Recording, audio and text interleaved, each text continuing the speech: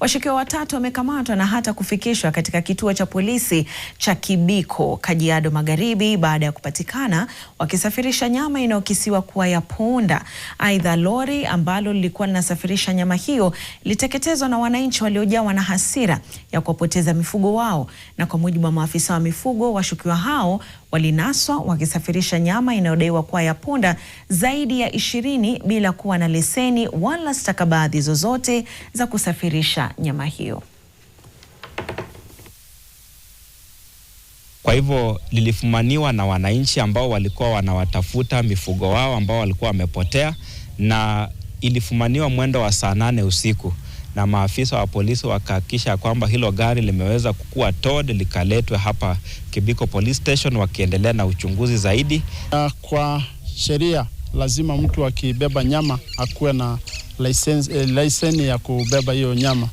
So imekuwa shida kubwa sana kwa hii area ya Kimuka, Ewaso, watu wanaiba wanyama usiku, hatujui wanachinja wapi.